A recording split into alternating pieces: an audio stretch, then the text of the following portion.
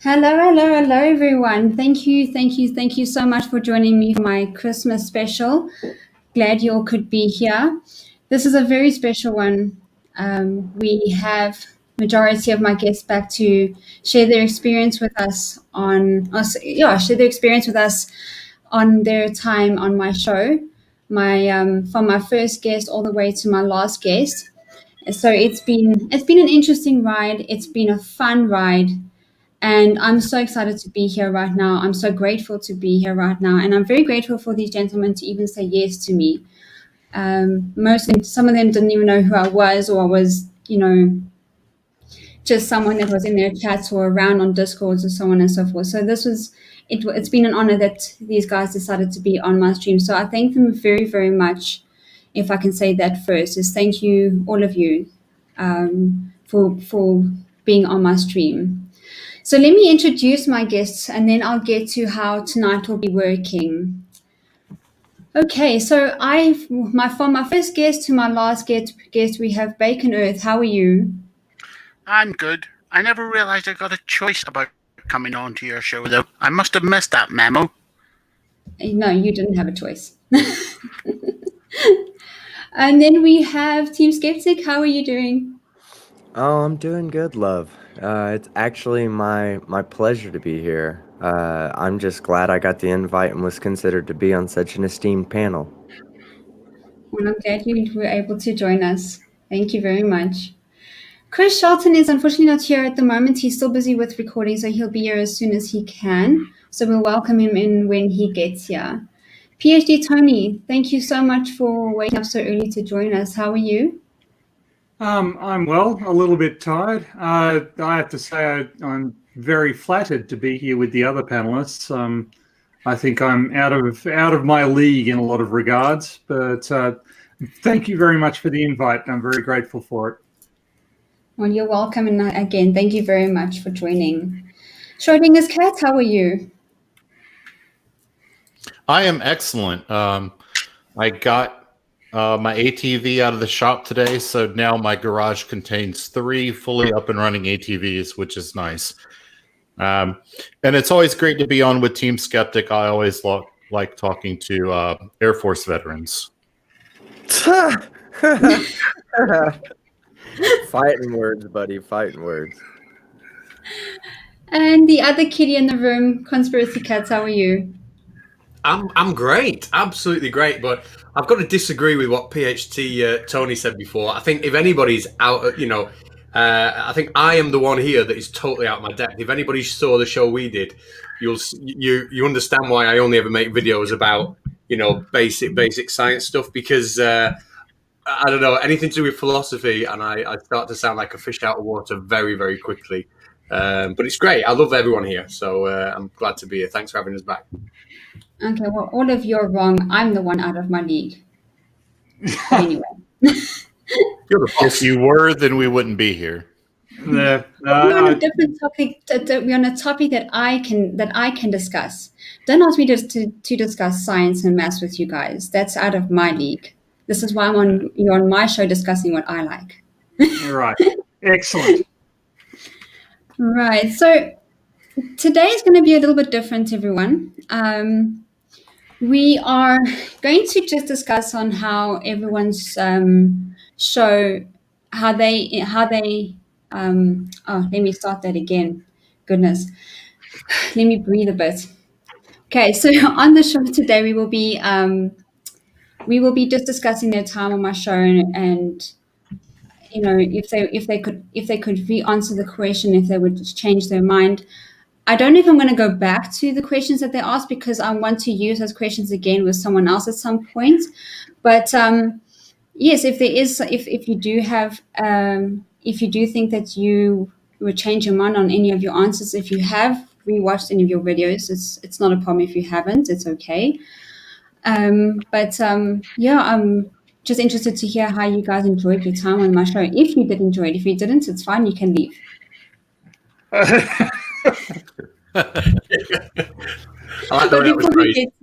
But before we get to it, I just want to thank everybody in the chat for joining us. It's great to see so many people in here. I have a new face in my show in my chat, Yaksho from my Twitter family. Thank you very, very much for coming over to YouTube to watch me stream, because I'm always watching you stream. So thank you very, very much for joining me on my stream. We have Glober Chris, Jessica G. We have Crafty, I think, has just left. I just see she's just left. Alien X, thank you again for joining us. Oh, he just left. Oh, he's still here. Never mind. Thank you again for joining us after a while. Clive Wells, thank you very much. Doctor Who, Facty, Glober Chris, King Crew, Little Wolfden, Marius, thank you again for coming back. Maury, 9 o'clock Hero, Skydiver Tanner. Thank you guys very much for joining. I appreciate it. And anybody else that I've missed that hasn't typed in the chat yet, thank you so much for coming. I appreciate every single one of you. This is going to be an amazing show. We have very talkative people in the show, so it's going to be very, very good. So shall we get going on each of you? Anyone can start, I don't mind. For me, I enjoyed every single one of you on my show. It was an amazing time. It was an amazing conversation to have with each of you, and to find out a bit more about you other than science and maths was great, or First Amendments was great. It's been really great. So yeah, anyone can go. Well, I'll leap in because I'll talk underwater with a mouthful of marbles. One of my super abilities, apart from boring everybody. No, I was pretty happy with my answers. It was good to talk about. It was very good to talk about. Non-science stuff, just philosophical things.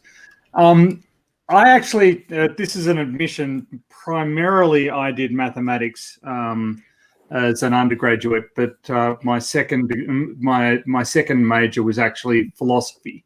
That was the other department that so I did logic, advanced logic, philosophy of mathematics. Just a bunch of stuff over there. So I'm quite comfortable talking about philosophy, and I tend to look at philosophy and bring logic into it. But I'm pretty sure that that's not the way most philosophers work. Actually, having read some of them. Anyway. Well, I have a question for you, philosophical math guy. Yeah. Can you define what a number is without using numerical terminology? Myself, no. But I know that other people can. Bertrand Russell, for instance, did some work on how you define numbers, and I think if you but once you start having to define how numbers work, everything suddenly becomes really, really verbose. So there's a lot of notation involved. I think Bertrand Russell wrote out a logical proof of 1 + 1 = 2, and it takes the best part of a page. There's a reason we just sort of skip the defining numbers part. We treat the definition of a number as an axiom. Yeah, right. Like math is so much more precise than language that you're using something. You're using a yardstick to bounce against a laser pointer. It's like one is so much more precise than the other that how are you going to use the less precise one to define the more precise one? Yeah, it was. Sorry, go ahead, Tony. Go ahead. No, let me defer to the PhD. Go ahead. Okay. Well, I was on a stream with Kyle Adams at the Flat. I was on MC Toon's channel with Kyle Adams at the Flat Earth Institute of Science, and he was trying to tell me what he was trying to tell me what mathematics was, and I said, well, because he was saying what he was multiplying a few numbers, and he said that's mathematics. I said, no, it's not. That's arithmetic. Yeah. And he said, well, here's a dictionary definition of mathematics. And I've gone, I don't care, all right? That's not mathematics. You know, take it from me. I've studied mathematics. Everybody in my school considers me a mathematician more than anything else. And you know, that's arithmetic. It's unrelated. He's going, well, we're speaking English, aren't we? I go, don't try and tell somebody who does this for a living, you know, what is or is not their job. So anyway, but he was unrepentant. Yeah, I was once tasked by my boss with giving a lecture to my colleagues about this is a prior job. It's not my job now, but I had a job where we wrote basically like online courses, and we were doing a course on basically something aviation related, and my boss asked me to try to explain to my coworkers why we needed to add math into the curriculum, because they literally just wanted to write out how this works and not add equations and all that into it. And one of the examples that I used was Newton's universal gravitation formula is a pretty small formula, big G times M1, M2 over R squared. He wrote a 600-page book explaining that one little formula. And that's that's what I was trying to explain to my colleagues. Math is so much more precise than language. Yeah, it is.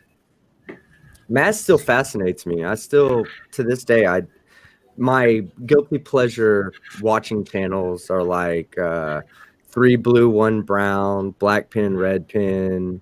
There's another guy out there that I watch all the time who presents logical math problems all the time. Have you seen Number File? Yeah, Number File. I'm, Yes. I'm a huge fan of Number File. Huge fan of Number File.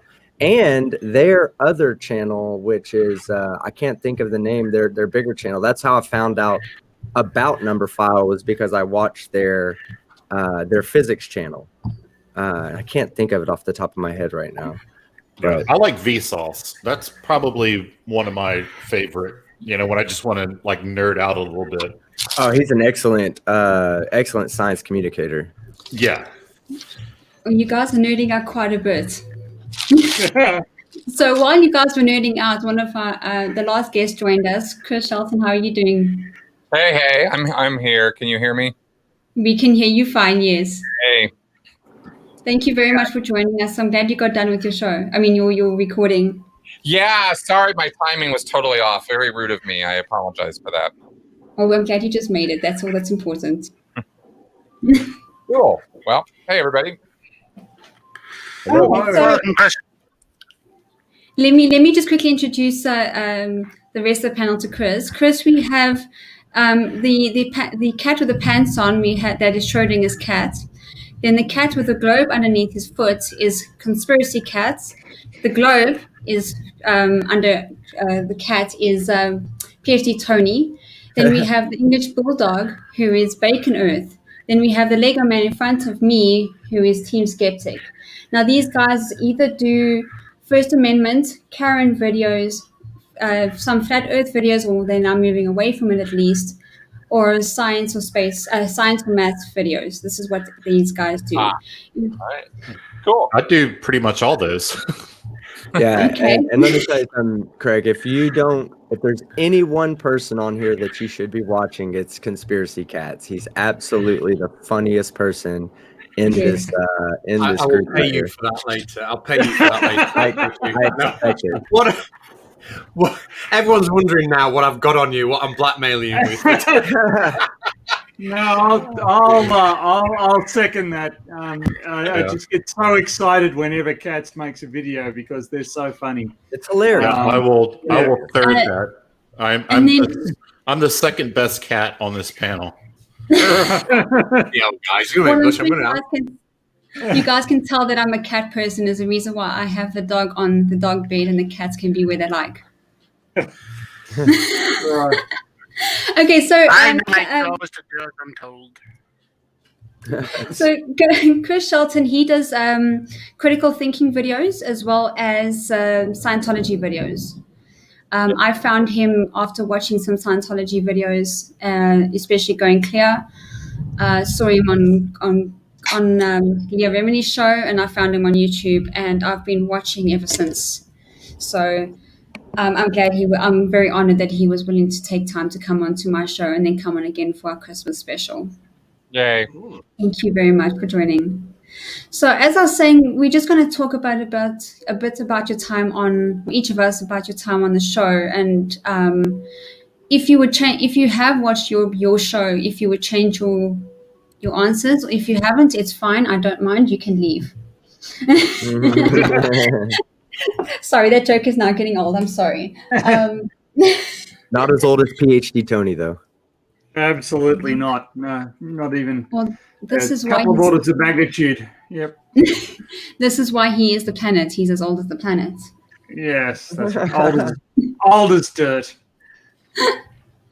Oh my goodness! No, I'm very grateful for you guys for joining me. I have been watching some all of our shows because I mean I have to also go back and hear how terrible my audio has been of late, and I enjoyed every single one of our shows.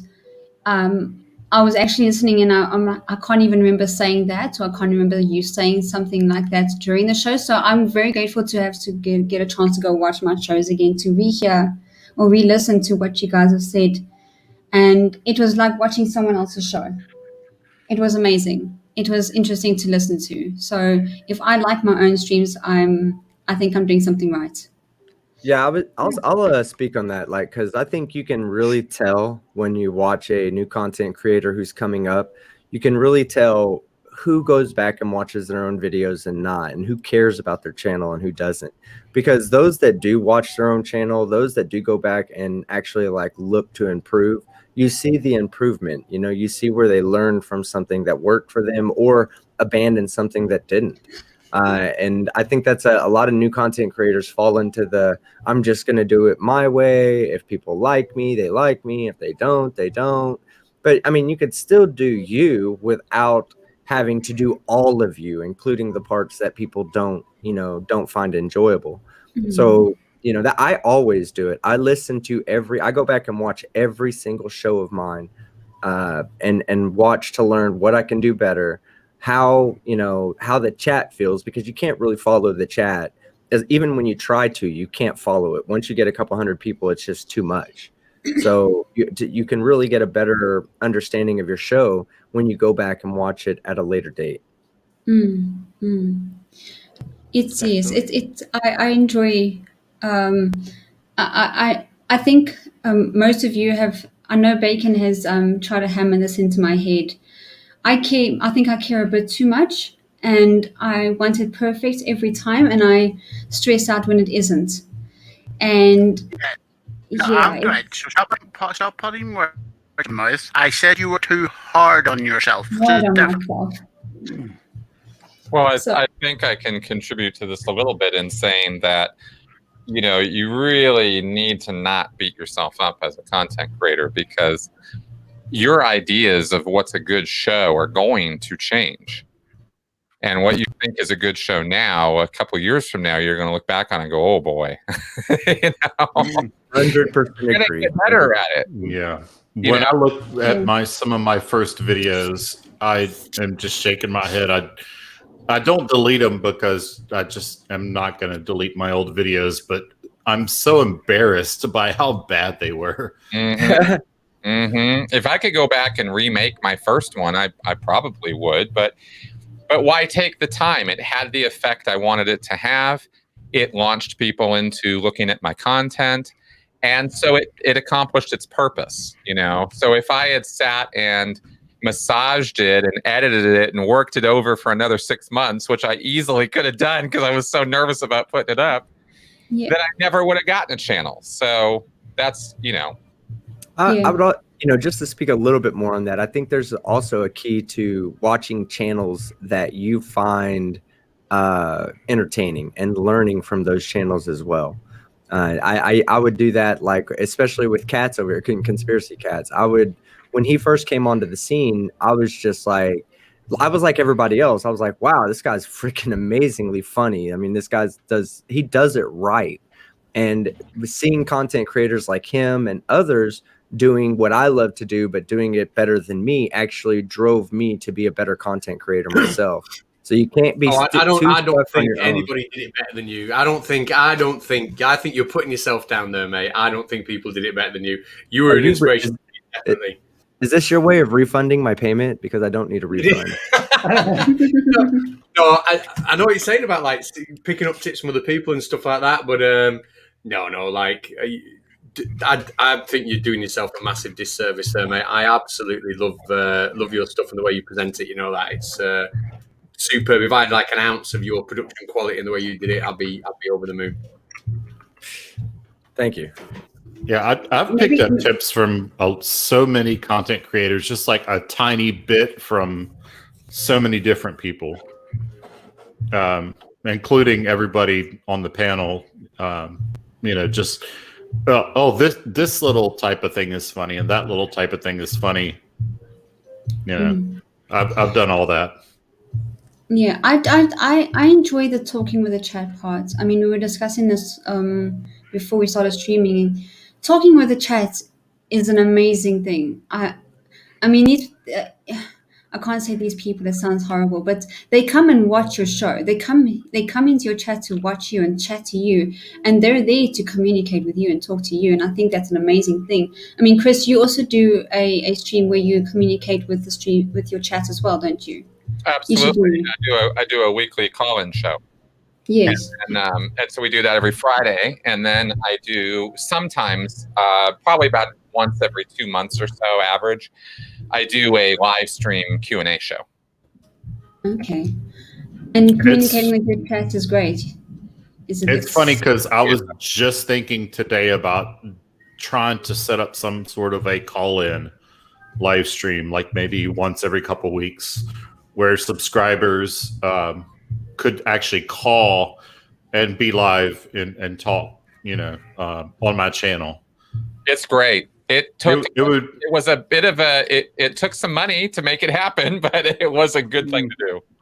Actually, I'm going to put my email in the private chat here. If you can, I may want to pick your brain about how to do that. Sure. Yeah, no problem. Oh, look at us changing emails and numbers and stuff. That's so great. Well, I mean,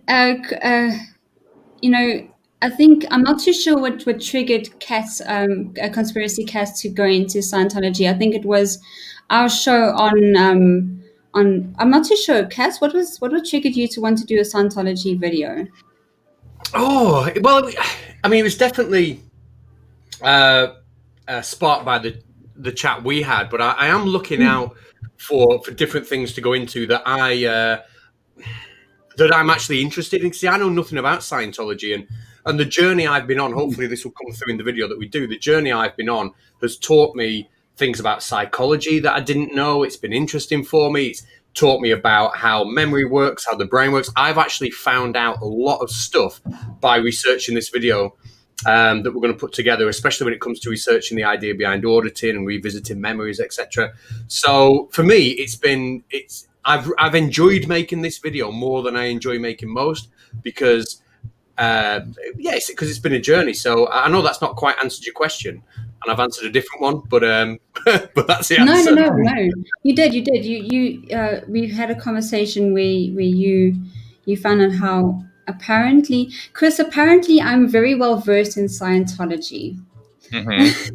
Mm-hmm. And going on the conversation we had on the Sit Down with Debunkers show, I really enjoyed that chat. I really enjoyed the chat, and I sent a whole bunch of stuff to Conspiracy Cats because he was interested, and he thought I was only going to send him a link or two.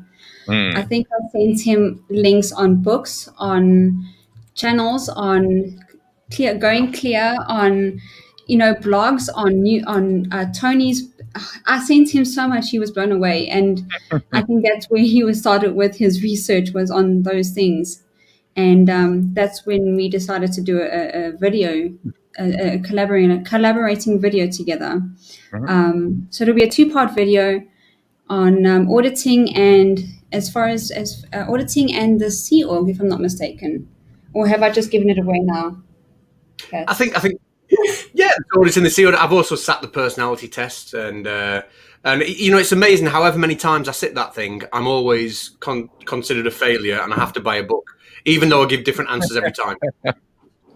Yeah, that's the con. It was Doesn't incredible. matter what your test results are. Guess what? You need Scientology. I'll tell you a true story, and then I'll pipe down, because I know I've hogged a lot of the conversation last few minutes. But I went out once with some teachers I work with. I live near Manchester, and they've got a Church of Scientology in Manchester. And me and a friend at the end of the day, and it'd been a long day, and we must have had about, 12, 13 pints during the day. It was a big, big, big Christmas do. We passed the Church of Scientology, and me and my friend decided just to walk in. It was about 7 or 8 years ago.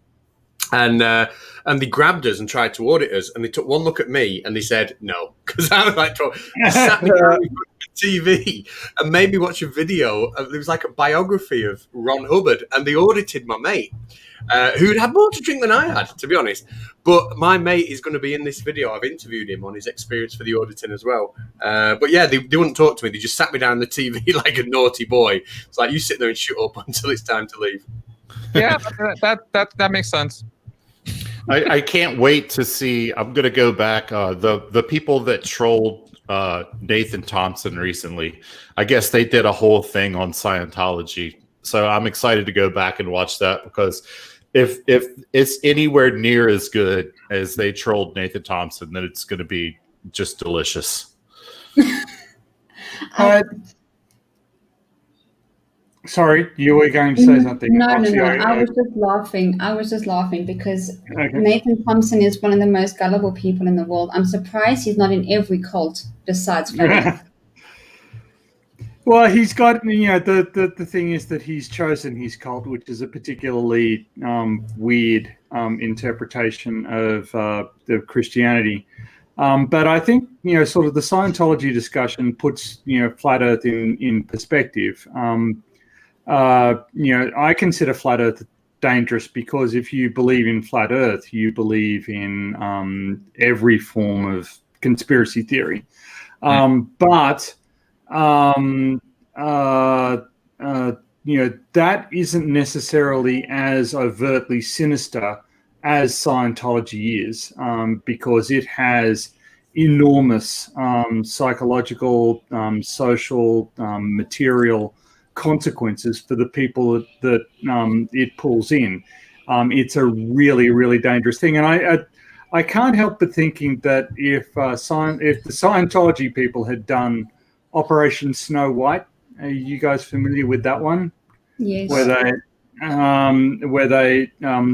they sent agents in to infiltrate the IRS when the IRS was considering whether or not Scientology should be taxed. Not exactly true. I thought that they were actually in the IRS, or were they just working in the same building? No, you were right about the IRS part, but it wasn't just a tax related issue. Right. Okay. No. But they were obtaining information on federal employees. They were accessing. It was in formal terms. It was a hostile intelligence operation. Correct. And if that had happened after 2001, I don't think Scientology would exist anymore, because I think they would have disassembled it.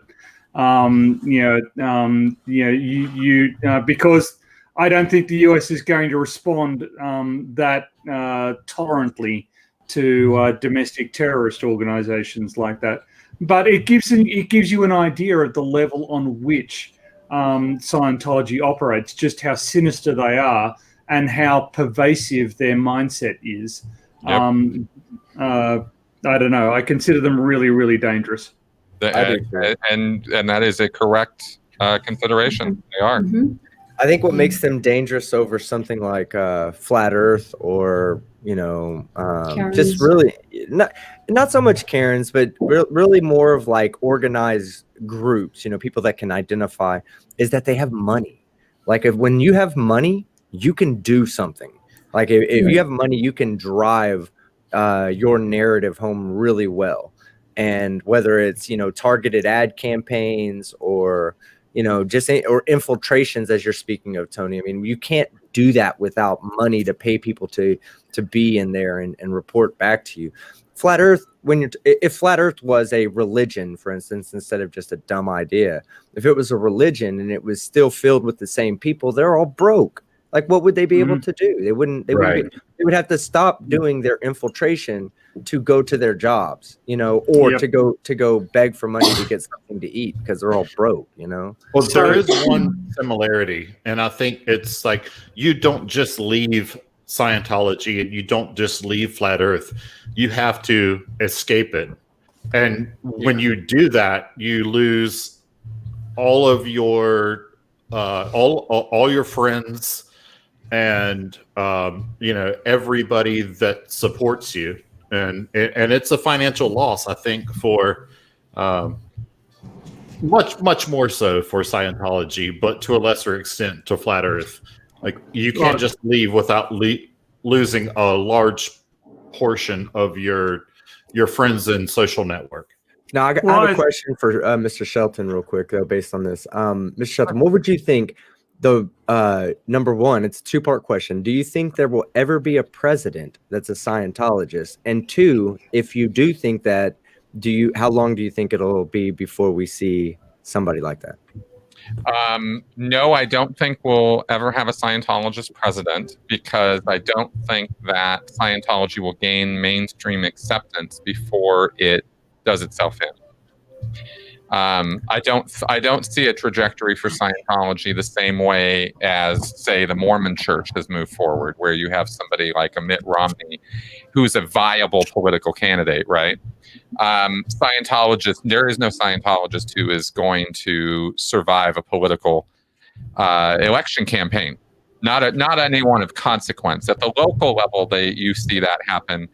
But in the modern world, in the past that has happened. Sonny Bono was a California senator for a while, or a representative. But now, with all the exposure, no way. So I don't see it happening. I didn't even know Sonny Bono was a Scientologist. So. He was. Yeah. Yeah. Yeah, the highest they've tried is state representative level. I've not seen a higher office held by a Scientologist, and that was back in the that Sonny Bono was in office a long time ago, prior to all the exposure. One of the things that sort of a lot of anti-flat earthers object to about flat Earth is that they are conning people. They are getting super chat donations or whatever. But Chris, could you just address how onerous the financial drain on Scientology, people who are drawn into Scientology is? Just how parasitic is that religion? Oh, it's the worst. To be blunt, Scientology at its heart is not about a religion. It's a money-making scam. So it's all about the money. At the end of the day, the Benjamins are all that really matter. So that's the deal with that. They are voracious in their pursuit of your money. Can you plug your channel? Because I want to check it out. All of your channels are in the description. Every single one of you. Great. Your channels are in the description, so you can catch everything there. Both. Chris has two channels. He has the Critical Clips, and he has his own main channel. Your Critical Clips are your quick shorts. Questions are asked by your subscribers or fans or Twitter followers. I'm not too sure. The Clips channel is kind of like, I have some pretty long form content. So I decided that, I would sort of take a page from Rogan and put clips together from my content so that people could have instant answers or shorter versions of some of the content or the main key important points out of a 2-hour or 3-hour interview with somebody. And that's what the clips are. I had another follow-up question, and we'll start with Chris, but I think that everybody else can chime in on this. Roxy says that you make clips about critical thinking, and I'm interested by this because I kind of think that it's what every university course should be trying to do is to encourage the students to be able to critically think about the subject that they're being taught. I just wondered, because I considered that to be the most valuable thing that a student can learn. What would be your take on that? I agree with you. As the bare minimum of what would be expected at a university education would be critical thinking. I am a pretty strong proponent of a bottom-up reform in our education because I think our priorities are a little whack in terms of how we have what we've thought of as important in teaching. And I think critical thinking is a skill set that can be broken down and could start to be taught as young as first or second grade. And it should be part of every curriculum as far as I'm concerned. Amen to that. Well, I have a question about that, because if you do you can't necessarily reason with children, right? You can't. I said you could break it down into bite-sized. Okay. You could start teaching. Okay. Right. Fair enough. Yeah. Yeah. Okay. Yeah. And it really would be to their best interest to feed it to them over time, because you don't want to manipulate their thinking, and you don't want to be giving them ideas before they're capable of judgment. So, so times tables are fine, reading, writing, arithmetic. Yeah, these are the basic skills you have to focus on at the early ages, but you could start putting information about the differences between a fact versus an opinion, let's say. Factual information. It's not an opinion what an opinion is, this kind of and that's the kind of thing you could start teaching younger children. Then you're creating a foundation to build the actual critical thinking comes later. Well, I'd love to hear from Katz now, because well, the way that things have gone, I mean, I've been teaching for 20 years and I've seen a change in a very big shift in my own subject area, which is science. And I'm only speaking as a science teacher and how that has shifted. I couldn't really speak about the other subjects, but there's been a massive, massive shift from learning just content. For example, what does a cell membrane do? What is the mass number of magnesium? That kind of stuff. To the withdrawal of coursework and the integration of analytical skills in an exam setting. So what we try and teach the kids now is more how to interpret data, how to interpret what the flaws in investigations are, how to plan and spot trends in data and links between variables. And we are going that way. The actual content now has been divided into 3 subsections.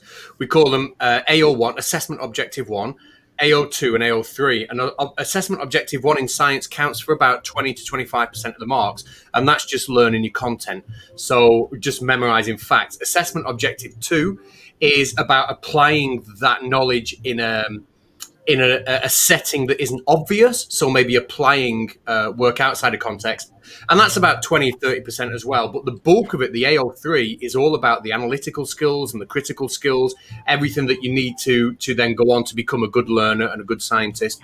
And there's been a massive, massive shift, and that is now the dominant thing that is actually assessed on, and I think that's good to see. Yeah, I'd say that, one of my biggest I really dislike it. I guess I won't call it pet peeve or anything, but I really dislike that in America we've decided that the numbers of people moving from one grade to the next is more important than the recognition of the skills necessary to get from that grade from one to the next. We just say, look, man, let's not hurt the feelings of the first grader who just doesn't get it. Let's go ahead and put him in second grade because it won't really make a difference. But what they don't realize, it's kind of like when when you're talking about, the curve of the earth going away and it's 8 inches per mile squared. Well, that ignorance of that topic, or that misunderstanding of that topic, becomes exponentially large later in life, because they never grasped that concept at such a young age.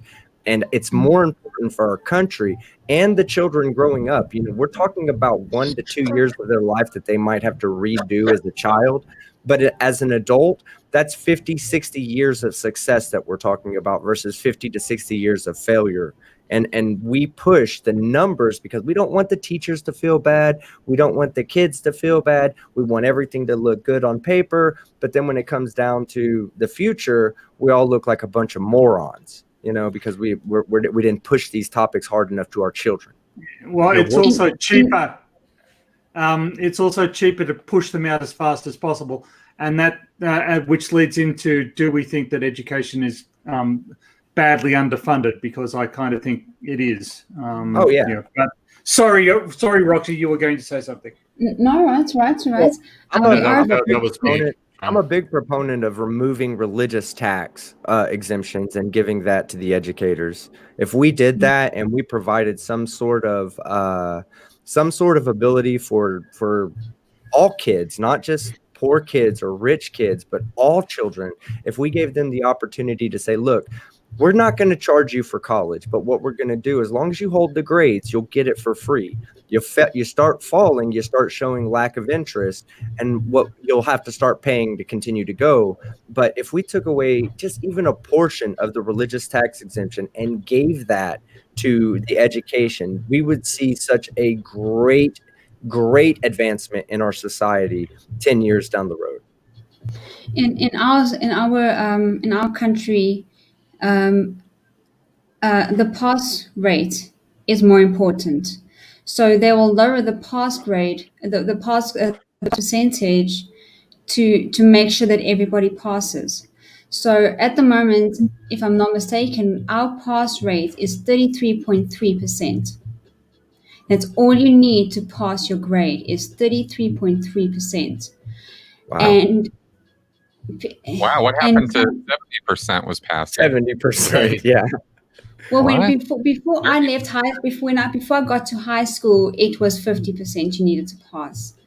And because, like I said, they wanted to make sure everybody passes, and and the kids were complaining that the work was too hard to pass. So they lowered the grade, and pass rates were just more important than actual passing the subject in terms of actually getting the work correct. Well, don't let the flat earthers know that it's 33%, because they'll run away with that. Yeah, Illuminati confirmed. This is why our unemployment is so high, because kids can't go to college, they can't go to university because their pass marks are not high enough. Because you still need a university exemption to get into university. I never got an exemption, so I went to a college, but I went to a special college to study interior decorating. So I didn't need an exemption to get into college. But it was it's just become absolutely insane where our government is more interested in a pass than the actual knowledge that the kids are taking in. And there was a message in the chat. Where was it? Let me put it up quickly. It said Team Skeptic, but it's also about the proper teaching curriculum. Oh yeah, I agree with that. I agree with that too. Yeah, when you have a proper teaching curriculum, which you're going to generally see the children learning better. Like I said, right now we just want them to get the basics and get out of first grade, get out of second grade, and I can't remember who it was that was bringing up teaching. I believe it was you, Mr. Sheldon, that was bringing up teaching about critical thinking at a much younger age, and I would be 100% supportive of that. Like, if we taught critical thinking in first and second grade, it would make life easier for the children moving forward.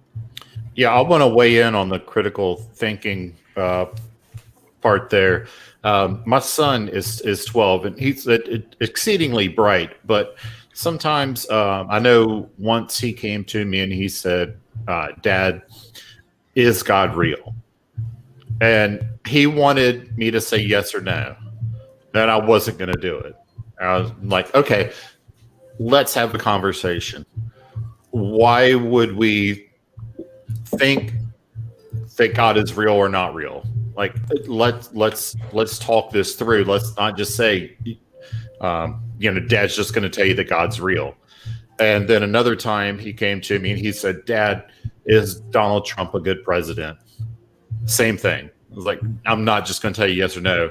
Let's sit down and have a conversation about this, and let's arrive at an answer rather than me just telling you. And that's what I think education needs to be. That's exactly right. That's how parents need to be doing it. Well, I would argue that you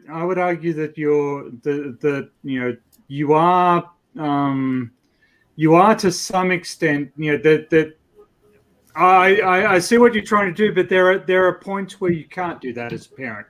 Okay, so if you say, okay, you need to go and do that, and the kid says, well, why do I need to go and do that? Well, that's not we're in a circumstance, we're sitting down for 10 to 15 minutes to convince you about the necessity of doing this is not an appropriate exercise, right? I can see. I think it would depend on what you're talking about. It would depend on what you're talking about, if you're saying go and clean your room, and they can waste 15 minutes by getting you to argue about cleaning your room. Some children, you've got to have had children who get to the why stage. Okay, I'm specifically talking about those like deep topics. That's what from what you said. Yeah. I didn't get talking about let's have a discussion about cleaning your room. I got that. So then the kid is going to wonder, why does this get a full detailed discussion? Why does that not? Because I care about this a lot more than I cared about that other question. So why is 15 minutes to half an hour of my time, and I'm a kid, 15 minutes to half an hour may as well be forever as far as I'm concerned. But this stuff that I actually care about, we don't get to discuss at all. I just get told to shut up and do it. And I can understand, but and I'm not saying I do want to clarify that I'm just taking a sort of a devil's advocate as to where the boundary might be. I'm not saying you're wrong by any stretch of the imagination. I'm just taking a little bit of a devil's advocate point of view, that there are points where we just want kids to shut up and do what they're told. Absolutely, of course there are, because up until about the age of 8 or 9, you're not going to be seeing a whole lot of critical thinking skills evident. To the degree that you make the ground fertile and plant some seeds and put some facts versus opinions ideas there, what an argument is, what the elements of a good argument are, is for a 7-year-old, right? You can put that stuff there, and that's about the best you're going to be able to do until they're able to actually start thinking and relating facts one to another, and then you're helping them out by helping them connect those dots and stuff, and of course deal with the natural proclivities and tendencies of the kid, because some kids don't care at all to think. They want to go out and hit the ball, and so you got to do what you can to tailor the education to where they're interested in too. It's a huge thing. It's such a thing. Yeah, I mean, my boy is 12, so he's at that age where he really wants to soak up a whole bunch of knowledge. My son's 20, so if he doesn't understand calculus, I'm at the point that I can punch him. Yeah. Well, my kid, I think he's more satisfied with me explaining, doing a little bit of the Socratic method with him and arriving at an answer, rather than him just coming in and saying, Dad, is God real? And me saying yes or no, and then him going away. I think he's more satisfied by the conversation and arriving at his own conclusion. Yep. I have a follow-up question. Sorry, Roxy. Okay. No, it's fine. I was going to say, speaking when your son asked you about is there a God, it would be a hard one for myself because I'm pagan and I believe in many. I follow the Greek mythology, and it would be a hard one because I don't want to make my child believe in anything. They must choose on their own. So Yeah. if they come to me and ask me, "Is God real?" I would say, well, you need to go out and make that decision yourself. You will need to go and do your own research and look it up. But if you want to know about what I believe, we can sit down and have that conversation. I have no problem. But I'm not going to sit here and tell you what you have to believe. No, and I didn't either. I just asked him a series of questions like, why, how would we know if there is or is not a God? At the end of our conversation, he didn't know any better whether or not I believed in God than he did at the beginning, but he had a flow chart, a mental flow chart of how to come to his own conclusion about it. And I'm assuming everybody knows what a flow chart is. It's Those. Yeah, it's a series of sort of yes, no, if yes, go this way, if no, go that way. But he had a framework to come to that conclusion on his own. And at the end of the conversation, like I said, he to this day, I'm pretty sure he doesn't know whether or not I believe in God. Well, I think that's good character. You can't prove God exists, and you can't. Well, either of them, any of them, whether it's Norse, Greek, Roman, Egyptian, you can't prove they exist, and you can't prove they don't exist. So you can't have that kind of argument anyway with anybody, because you're going to come and tell me that Zeus doesn't exist, he's just part of mythology, and I'm going to tell you, but no, he's visited my dreams. And you guys are going to think that I'm crazy, that I need to go back to critical thinking school, But that is my experience, and no one can tell me that my experience is wrong. Well, no, because he and I have had the whole conversation about something being unfalsifiable.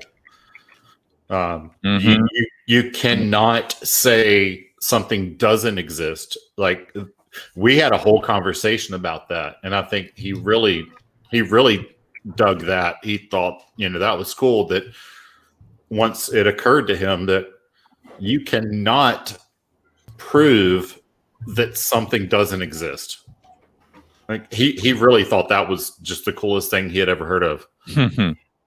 Exactly. I hope you followed that up with some statistical probability. Yeah, because just because you can't prove something doesn't exist doesn't mean that everything does exist. Exactly. Yeah, I know what you mean. Exactly my point. Well, Right. here's a question considering the members of the panel we have.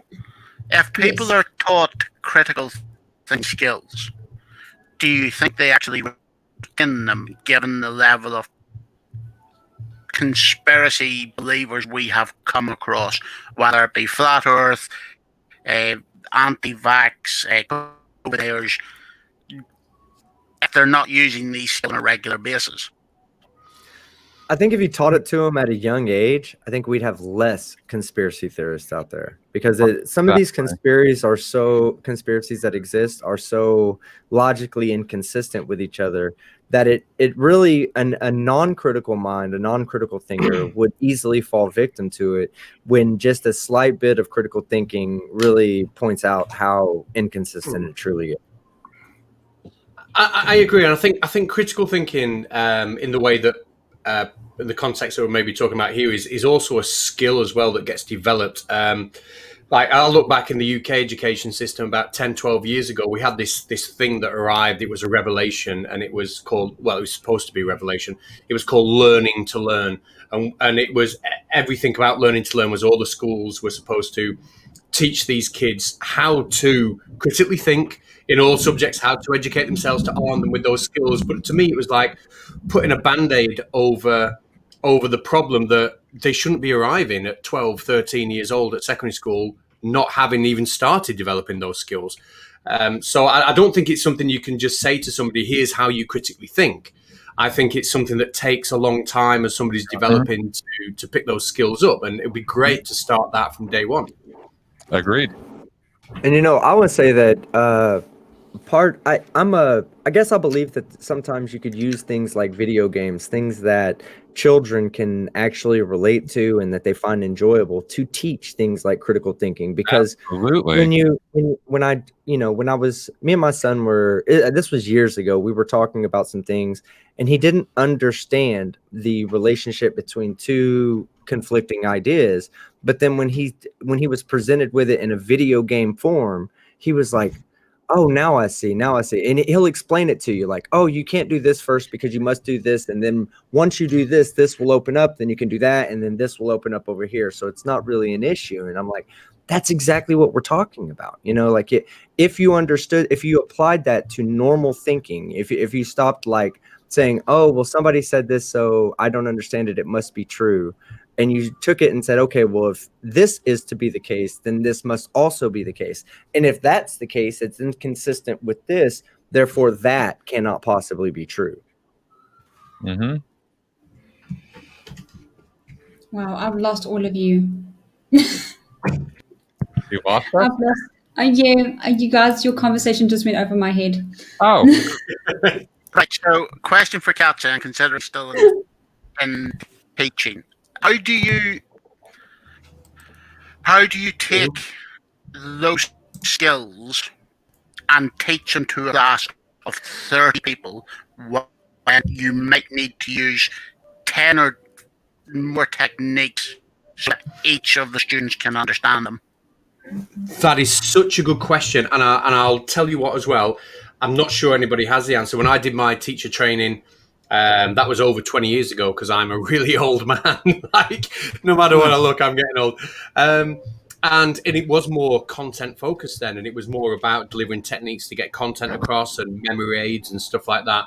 But you're right, to actually deliver those skills, they're trying to do it top down by showing us examples of the assessment they might get, how to critically analyze investigations, how to critically evaluate data, and that's the way it's been delivered. We're given the sort of assessment first, if you like, and then it's really us exposing them to many examples and modeling those kind of answers. But I tell you what, you've just asked a question there that teaching professionals have been asking for about 10 years. And I haven't found anybody that I think has that answer 100%.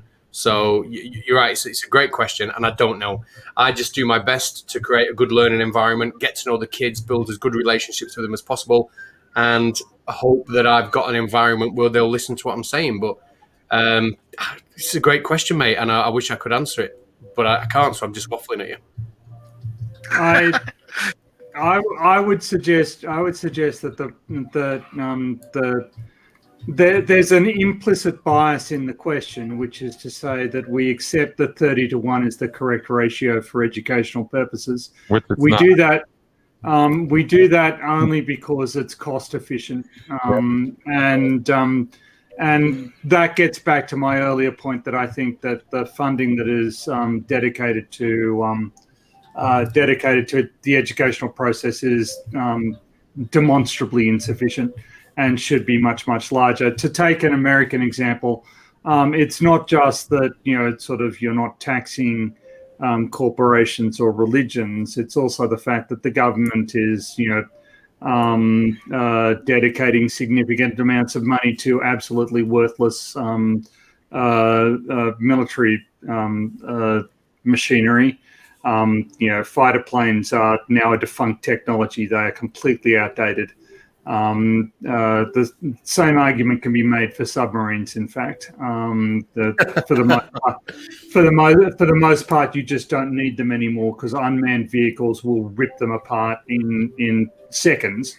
But there are other areas where the government is just spending money, large amounts of money that really aren't having any positive effect whatsoever. And I think we kind of need to increase. Education seems to me to be one of the most significant investments, in part because a functional democracy requires a well-educated electorate that is not susceptible to the types of fraud that often occurs in election advertising. It's so funny that you just that you said something about submarines, because I'm a defense contractor, and that's primarily what I work on is submarines. But I got a funny story. My colleague and I, we flew to Hawaii about a month ago to work on a submarine. The first 2 weeks you have to quarantine. So he and I sat in hotel rooms, quite nice hotel rooms, for a week. They flew us to Hawaii. We sat in hotel rooms for a week, getting per diem or hotel rooms paid for, the whole thing, and then got a phone call. The job has been pushed to springtime. We're going to fly you guys home. So Yeah, it's kind of what you said. They spent thousands of dollars in salary, hotel room, the flight, per diem, all of those things. With that said, I think that every dollar that the United States spends on military budget is absolutely well-founded. And please don't fire me, my company, if you just heard the little story that I just told. So do you accept the premise that a lot of submarine activity will be undertaken by unmanned vehicles more efficiently and more effectively in the future? My answer is yes, and my second answer is I think that every dollar that the DoD spends on submarines is absolutely well warranted, and please don't fire me, my company, if you hear me. Okay. So, right. Anyway. So I would like to ask each of you, and you guys can be honest. I'd prefer your actual honesty, is how each of you, being on my show, if you enjoyed it or not, if there was something you think you could have changed or I could have changed about the show on your show specifically. So I'm going to start with Bacon, since he was the first what is the word? The first victim. Victim? Well, you know I enjoy being on your show because it's the type of conversations we have anyway, where we don't any rabbit hole. I would change my answer to one of the questions, which is a harsh reality that most people miss, and that's if you're going to misrepresent yourself, the truth will always out in the end. Yes, I can agree to that. The truth always comes out, and that also goes on to if one of the conversations with I'm not too sure which one it was. If I think it was you, team, where we had the conversation about if little lies and big lies are both bad or not. Even a little lie will come out. Yeah. I'm okay with little lies as far as, embellishing. For instance, if someone gets hurt doing something, and it's an embarrassing thing they got hurt about, and they lie about how they got hurt, it doesn't change the fact that they got hurt. It might allow them to hold back their own feelings of how stupid they were, for getting hurt in the way they did. So they don't want everybody to know why they got hurt or how they got hurt, but they got hurt, so you can't really, a small like that doesn't necessarily have an impact on society or have an impact on your daily life. I don't see a big problem with that. I mean, we as adults lie to our children about Santa Claus and the Easter Bunny and all these others. Now, we have good reason for doing it, I believe. I mean, I still believe there's a good reason to do that for children. But at the same time, it's not changing society for us to tell children that Santa Claus exists. It's just making their life more enjoyable. So I can see the value in a small lie. Now, a large lie, something that does have an impact on society or has an impact on community, that in itself is horrendous, and we should never do that. We should always hold each other to higher standards, especially when we're content creators. We should hold ourselves to higher standards when it comes to lies that will make a difference in someone who's watching us. That we should definitely not accept those as small lies. I think even with small lies, and if it does come out, the person that you did lie to, you're kind of hoping that if and when they do learn the truth, that they understand and they forgive you for telling that little lie. Just so you know, it could have saved their life. It could have saved them from a bad relationship. It could have saved them I think from. critical thinkers. I think critical thinkers don't have a problem making the distinction between something that's an irrelevant embellishment versus a relevant lie. Agreed. I agree. All right. So, Bacon, is there anything else that?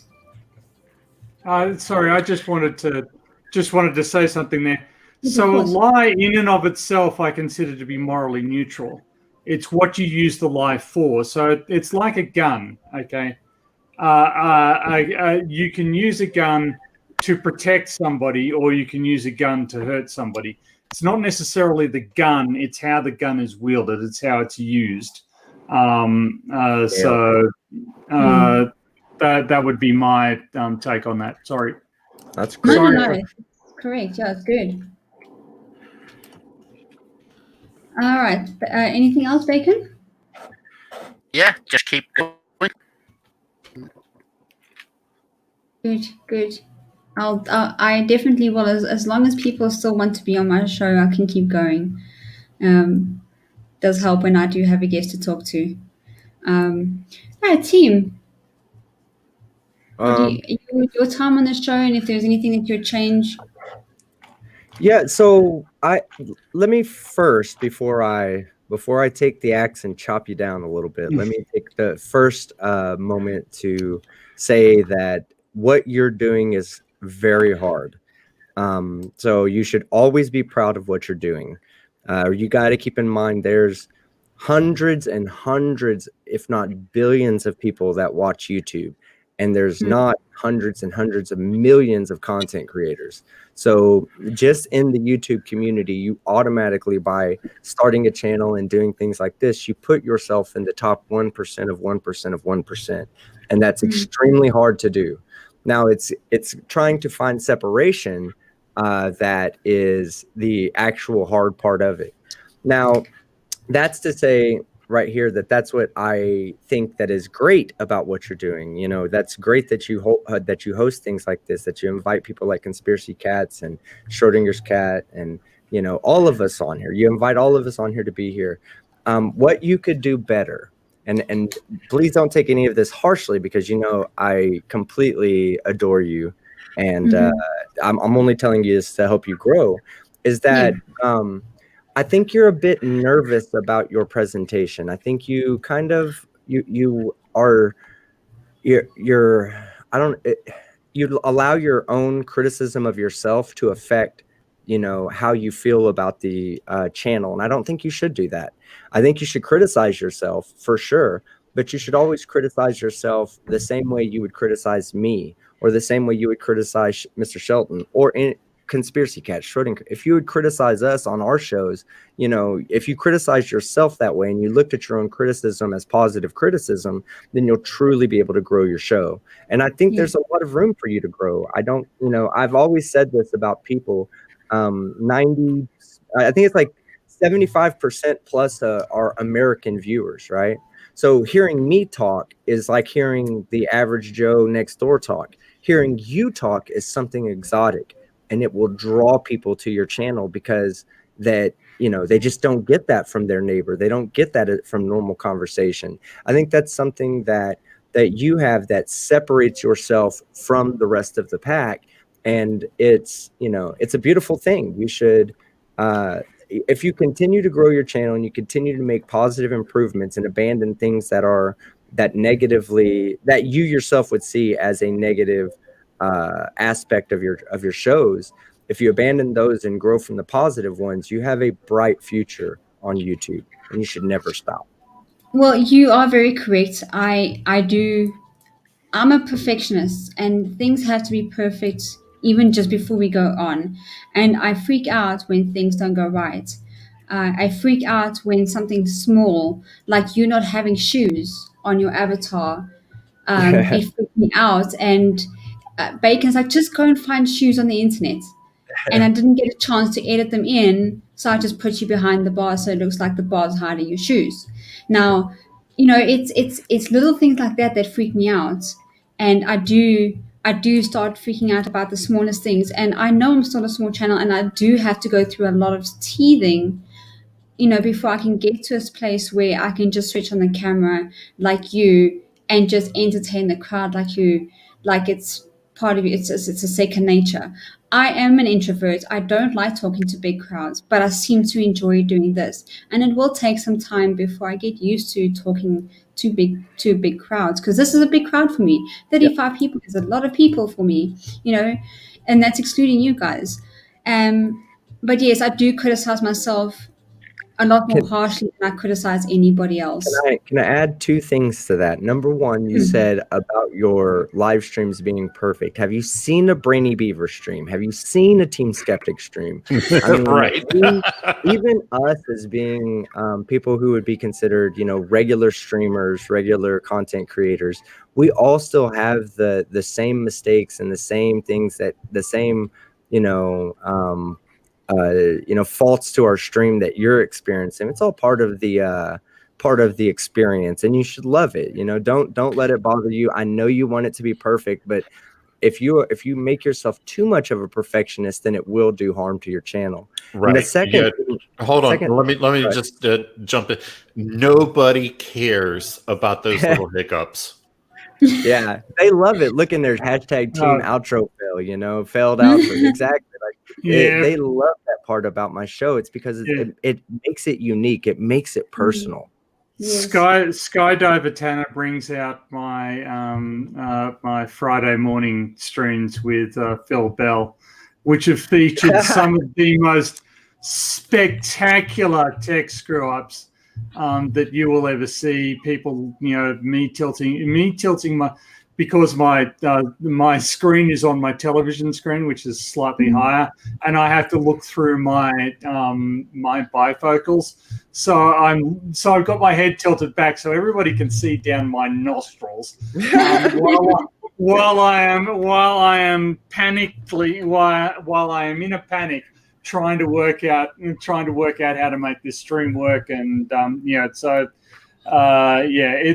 not a sort of, you think you're self-conscious about your stuff goes off really, really smoothly. So you shouldn't second guess yourself.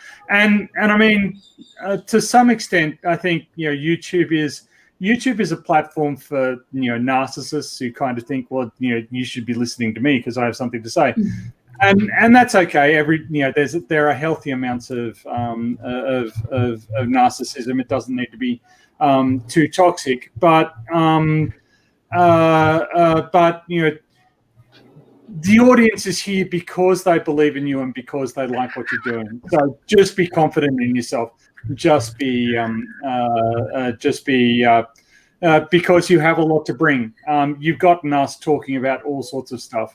I'd never talked about Scientology online before, so there you go. But I have a lot to say about it. So you have a way of getting people to open up about sort of the way they think and what they think about. Anyway. Now, before I turn my time over to the next person, I do want to add one more thing, because you said you're an introvert, and I know that's going to be one of the hardest things for you to get over, but you really, really need to see if there's some way you can find yourself out of that. Being an extrovert as a content creator is almost a must. You must be able to stop trying to conceal your feelings inside and go ahead and put your feelings on your sleeve a little bit. It'll be okay. People will appreciate you being more extroverted, and even if it means going out on a limb on something that you're not familiar with, like some of these science and math concepts, or talking on topics that you're just giving what you believe to be a non-popular opinion on. There will be people that will respect the fact that you are willing to put that on in front of them and say, this is me, this is how I feel. Where an introvert might decide, hey, I'm going to keep this inside to me, and I'm just not really going to express this outwardly to the audience. That Yes. right there for me was so important, because I'm very introverted as well. I don't really portray it. You would say but I know y'all don't think so, but in real life, I really do. I'm a very introverted person, or at least I used to be. YouTube has helped me with it. YouTube's helped me be a better conversationalist. YouTube's helped me be a better debater. And those things right there, I learned that I had to do that if I wanted to be successful on the platform. Yes. Well, this has helped me quite a bit to speak better. I do know that I say and and those words that you use between thinking, and this is helping me a lot in terms of my self-confidence, my self-esteem, my way of speaking, should I say. So this is helping me, and this is also a reason why I'm doing. I'm not just doing this just so I can speak about the stuff that I enjoy speaking about with that I've done on my show. There's a whole lot of reasons as to why I'm doing this, and I've just mentioned a few.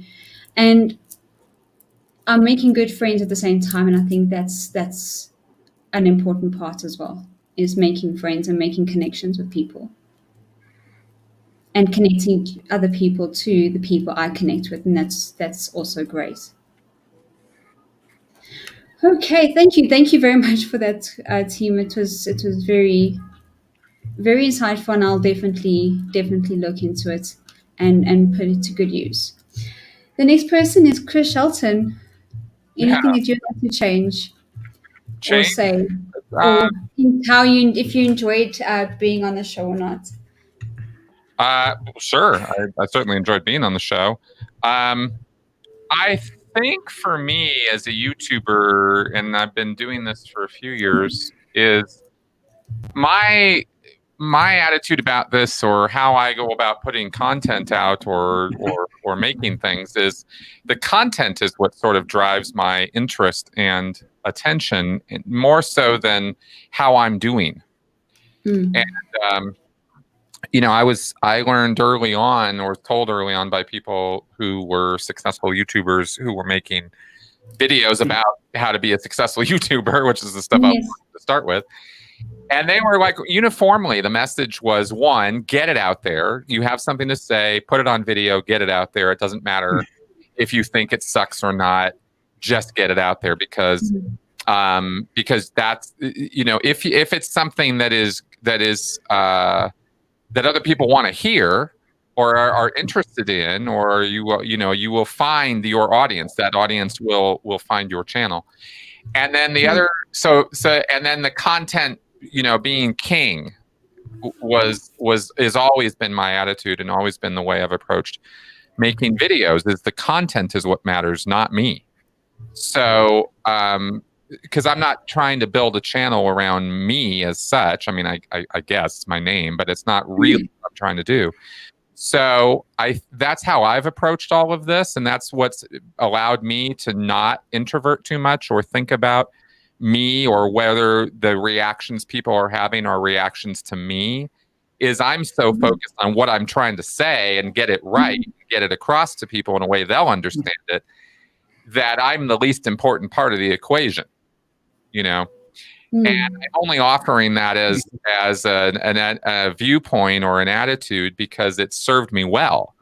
And if I had been putting out content early on about how am I doing, or what do you guys think of me, or something, that could have invited a lot more criticism that would have shut me down early on. Whereas it took me years to learn how to deal with that criticism, and inviting more of it wasn't the way I dealt with that. Right? It was learning to ignore it, because you learn that if you're putting good, decent content up that people are interested in, the haters and bad comments and all that will be relatively few, and they should be ignored. I've never had a good time or a pleasant experience or a positive experience chasing down the haters and dealing with them. That was always the exact wrong thing to do, is putting attention on them at all. And just filtering it out or ignoring it has been the way I've dealt with that. So I just wanted to throw that out there as an idea to consider or food for thought. Thank you. I haven't really got any, haven't got any hate on my videos, so thank goodness. I've had a few thumbs down. It's only been one on a couple of videos, but that to me, I don't see it as a negative. I see that it's as interaction with my channel, and that's good. Cool. Because that's what YouTube sees it as. Any interaction is good interaction. So, and that's how I see it. I don't anybody that comes in and causes crap on, on my chat or in my comments or, the mods deal with it and I just look past it because I just don't want to take it in, because the moment I start taking it is when I start losing confidence in my channel, and I don't want to get there. So if I start off with not doing that, I will presume that I will never get to a point where I feel like my channel is useless because of the trolls telling me that it is. So yeah, that's where I do want to say, don't ever let dislikes or go make you feel bad, because let me tell you something. What you want on YouTube, right? You want to engage with the audience so much that you emotionally involve them. If they're not emotionally involved into your video, they're not going to click like or dislike, and that's just that.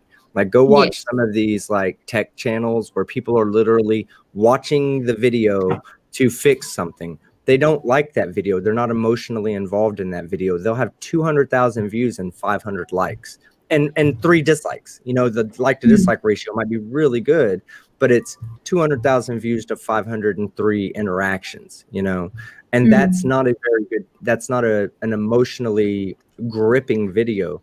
The ones that grab you emotionally are going to have more comments, they're going to have more likes, and with the more likes, they're going to have more dislikes, and that's not a bad thing. Yeah. No, I agree. And another little piece of advice is don't delete comments from haters, because what you want is for your subscribers to get into a nice little battle in your comment section, unless it's like over the top, like just something that's racist or something like that, or anti-Semitic or something. I think I've deleted I deleted one comment ever, but I love the haters. You want the haters. Oh yeah. You're doing something right if you can get people to emotionally respond to your videos. That's what you want on YouTube. If you're not doing that, then you got a dead channel. But the moment that when you look and you see 10 to 15% interaction on your channel, you're doing something right. And I'll just give an example. On not my last video, but the Greg Locke, the Pastor Greg Locke video. This is something that really makes me feel good. I have only 10,600 views on it, but I have 1,140 comments and 1,770 likes. That right there says to me that video emotionally touched the audience to a point that they felt like they either needed to click like and dislike, or they needed to leave a comment on the video. And that's a good thing. Like, you want that from your audience. Yes. I remember watching that video and like, what is up with this dude? Like, I emotionally got invested while I was listening to it. I'm like, what the hell's he thinking? Why did he make this video and then upload it? Like, I can understand that you make the video because, what the hell was he thinking when he uploaded that? That would be a question I need to ask him. Yeah, he wasn't thinking. He had 7 creams and 5 sugars and 2 medium coffees. It's hard to think properly. He said that so many times. 2 medium coffees, 7 creams. But hey, no. But to his credit, right? That was his way of emotionally engaging the audience, and he did a good job of it. There's no doubting why he's a pastor. He's very he's very like energetic, charismatic, exactly. Yeah. And with that comes an interaction, whether it's a negative interaction from me. If he was just some boring, like, sit in his car like a flat earther, I don't want to wear a mask. I mean, nobody really enjoys those videos. I pass up so many of those videos because I'm just like, my audience wouldn't find this entertaining. Even if I put my own spin on it, 40% of the video would be me, 60% would be them. If 60% of that video is not entertaining, they're not going to react in the comments and the likes. It's one of the reasons why I think Schrodinger, he has such an amazing business plan. I think anybody looking to start a channel and move into those topics, First Amendment auditors and solve sits, should really take a close look at his channel and how he does it, because I'm sure he doesn't cover just every single video he gets. I'm sure that the videos he covers are specifically picked because they're going to engage you. They're going to make you feel inside. So your heart will start pumping a little bit more because you're seeing this clash of two people and two different ideologies going on. And that makes you want to react. You want to leave your comment saying that guy's an idiot. That's something that is so good. And you'll see it in content creators that have a lot of subscribers. Conspiracy Cat's another one.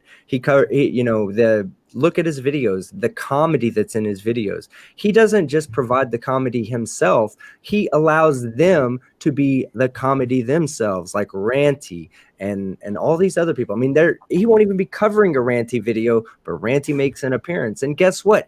That drives the emotional engagement between the audience and his video.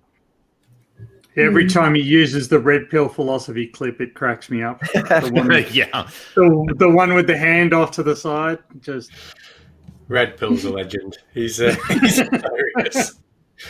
But I guess it's fairly obvious that I super slowed that down. So his hand was only in the air really for like a fraction of a second. But that's right. obvious, right? I super slowed that down, but it made me laugh. Chris, is there anything else you'd like to add?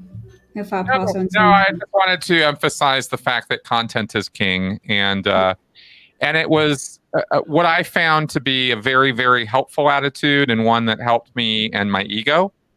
So I thought I would pass that on, but otherwise, no, I didn't really have any other comments on that. Thank you so much. I'll definitely watch the stream again just to make sure that it's in my head what you guys are passing on as advice. Thank you so much. All right, next one is PhD Tony. Oh, well, I've done a lot of talking, but yeah, I think Chris is right, and I think Tim is right. I think that you've got a really interesting approach, which is to sort of talk to personalities on YouTube. Not that I'm claiming to have a personality, but you talk to people on YouTube and you sort of come at them from a different angle than they're normally seen, than their viewers will have experienced, and you get them to sort of explain a bit more about their background and their thought processes. And I think that that's interesting. So you've got sort of interesting content, I think. So yeah, I think that there's a lot to offer. At some stage, I'd like to actually turn the tables on you and interview you, because I'd be very interested to hear about your approach to Greek theology. Just because it's interesting. I've always wondered about the implementation of polytheism, and so I'd like to get your thoughts on that. Anyway, well, I don't know. Like, even though I follow it, I'm still a baby in it, and I don't know much about it. It's more. This is going to sound absolutely ridiculous on the stream, but this is my view anyway. I have faith in it. I have faith that they exist, and I know that sounds ridiculous to all of you, but that is where I am. I have faith that they exist, and their storyline, and who had whose babies and who swallowed whose children, and who took over what, is a bit of a mystery to me still. I'm still learning. I mean, I've got a big book of Greek mythology that I'm trying to read through. It's a heavy read. So You might want to try Stephen Fry's versions of at least some of the stories. I have to keep looking at other things that are more easier for me to read. I mean, I know more about Scientology than I do about Greek mythology, which is maybe sad in a way. Yeah, but I just think that that's an interesting thing, and sort of at some stage, if you I would like to talk with you about that, because it's something that's always interested me, because I've read a lot of the mythology and what have you, and I can understand your perspective in the sense that I have had experiences, on the borders of. There was a point where I fainted when I was having a dislocated finger pulled back into place, and I had an experience where everything was suddenly bright and warm, and there was I felt like I was in a garden, and there was a warm presence over there that I thought really, really loved me. And then I woke up, and if I were a religiously inclined individual, I would have interpreted that as something other than neurological, sort of some weird neurological activity. Maybe it wasn't weird neurological activity. Maybe I'm just being too cynical. But again, it's just I don't think that there's much profit in second guessing what your senses, what your convictions are telling you. In some sense, if you have an experience, I'm not necessarily going to, I'm not going to tell you that you didn't have that experience. Yeah. So it sounds interesting to me, is what it sounds, more than anything else. Anyway, I started by saying I talk too much, and then I talk too much. So whatever. Oh, goodness. No. So is there if any of the questions or anything that you'd like to change, or anything else you'd like to say on your show alone? No.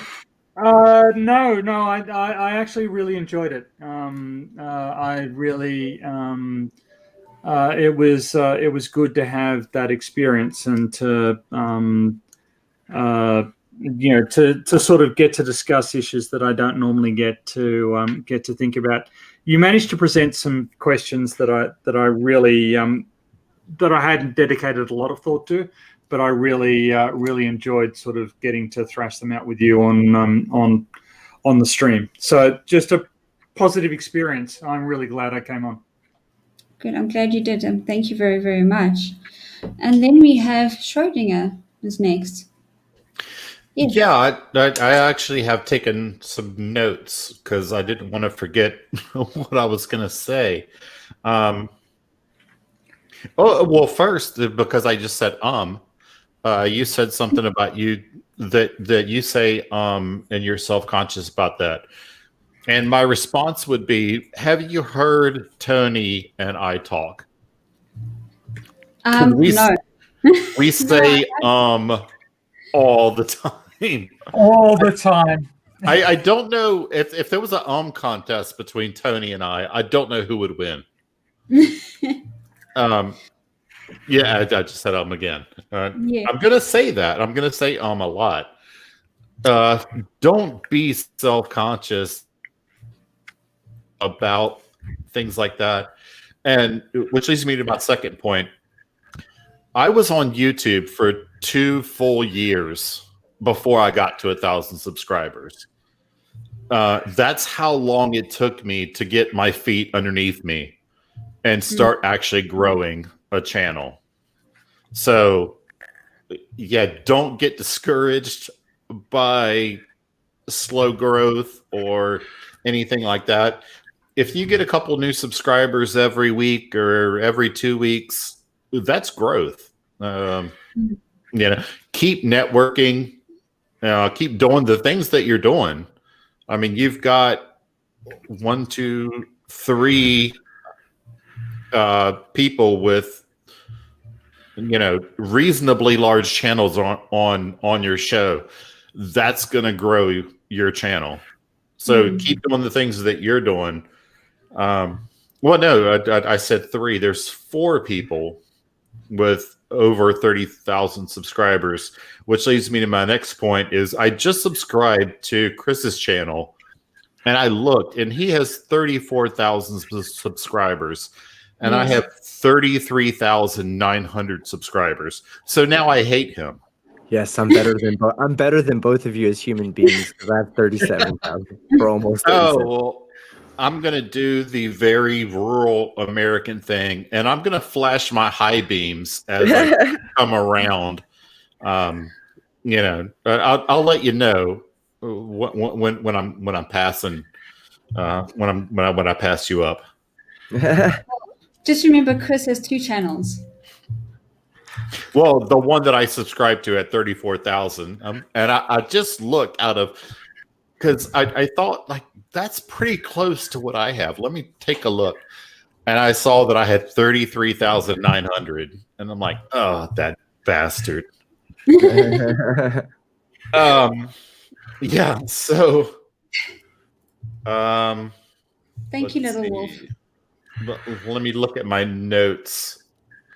Oh, so as far as when I was on your show, I did not, and my whole life have not had a very high regard for philosophy. And the reason for that is I had these thoughts as a child. What if I look at red and somebody else looks at red and we perceive it a totally different way, but we speak about it the same way. So when I say red and you say red, we both think we mean the same thing, but we perceive it a totally different way. And then I took only 1 semester of philosophy in college or in university, as people in the UK would say. And that's what they were talking about. They were talking about these philosophers who had these very, very deep thoughts. It's like, what if I taste a banana and you taste a banana? And it's totally different for each of us, but we both describe it the same way. And I'm sitting in the classroom thinking, well, I thought this when I was 10. Why am I sitting here for an hour listening to somebody that 1,000 years ago had this thought and wrote it down? And it's supposed to be profound. But recently I've gained a newfound appreciation for philosophy because I've heard about a whole lot more deeper things that philosophy has to offer than just what Socrates said or what Plato said, things like that. And it's exactly what Tony said, that you asked a lot of questions that until you asked that and put me on the spot in that live stream, I didn't really think about. So I was kind of going off the cuff. And now actually tomorrow I'm going to go back and listen to that because I don't remember a lot of what my answers were. And I want to know if the Schrodinger's cat of tomorrow, when I listen to this, is going to agree with the one that was about 6 weeks ago. I wonder if I'm going to agree with myself from 6 weeks ago. What else do I got in my notes here? I think that's about it. Well, I've taken up my share of my time. Well, thank you very much. I appreciate your input. It's our show was a bit of a stressful one for me because I had the bad audio where I was being cut, where I cut off so much. Even I battled to listen to it. Like I had to push through it just so I can listen to the entire stream. So I apologize to everyone that has to go in and listen to that bad audio, that battles to listen to it because of my bad audio. I wish I could go and redo it and or fix the audio, but unfortunately, I don't think the audio gods are even able to fix that. So it will stay up. I'm not taking it down. If you're able to manage to stick through that show, it would be much appreciated, and just listen to both mine and Show's conversation. So I do apologize for the audio, but it is me teething, and as you guys say, don't be perfect. We will all experience the problems with streaming. I don't know if I will blame OBS for that or not, but it's fine. Well, if this makes you feel better, I don't even know how to live stream. When I live stream, I have Booleanator do it for me, and I pay him to do it. That's how much I don't know how to live stream. Well, it's not that hard once you get into it. Well, I have dual purposes for not doing it. One, I want to support Booleanator to do it, and two, I just can't be bothered with learning how to do it. Well, I just want to improve myself. That was why I wanted to learn. I wanted to improve a skill. Yeah, I should learn how to do it, but I just haven't. Right, Conspiracy, you've been quiet, and I'm sorry it's taken a bit of time to get to you. So thank you very much for being patient. So just at that moment, I started coughing. I hope that didn't come across. I hope I muted in time. It's okay. You are human. You are allowed to cough. It is a human thing to do. I was honestly offended, but go ahead. Well, Yeah, me too. You know I cannot abide it. I've got COVID. That's my excuse. I am actually right now still on my isolation after testing positive. You just demonetized her video. 6 feet, bro. 6 feet. Come on now. All right. Kat, you were 2 weeks ago, so it's still fresh in your mind. It is. You know what? I really... Oh, sorry, go on. I'll let you ask the question before I answer it. Sorry, go on. It's okay. So it's basically the same, your view on your show, and if you could change any questions, any answers that you had or not, or any advice or whatever. Go for it. You got the floor.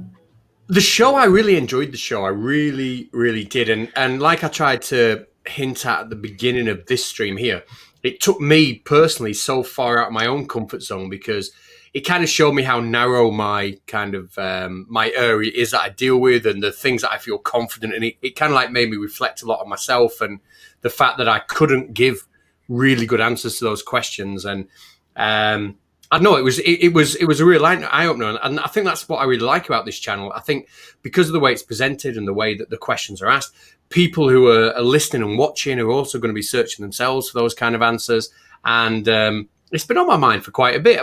Like, I'm not saying I'd change the answers I've given, but I've certainly given a lot more thought to it and realised that, how can I put it? I've realised that there's a lot of growth to be done in other areas other than, you know, maths and science for me. It was a really, really interesting chat. I really enjoyed it.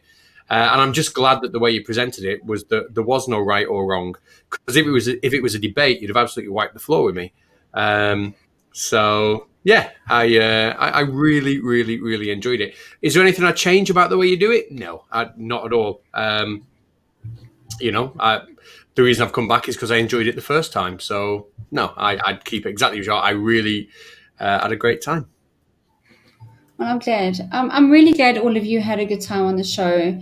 It was an experience and a half, and I don't think I can thank any of you enough for that experience. It's something I have now out on record on the internet, and it will never be lost unless YouTube decides to take it down, which reminds me to actually, maybe I should just download all my videos. But this has been an experience, and I will keep going, and I will keep doing this. And if there is a chance that somewhere down the line that any of you would like to come back on, by all means, all of you have an open invite. It's been great. Anytime, yeah. Yeah, just talk to my manager at paypal.com. No big deal. You're funny, team. You're welcome back on anytime.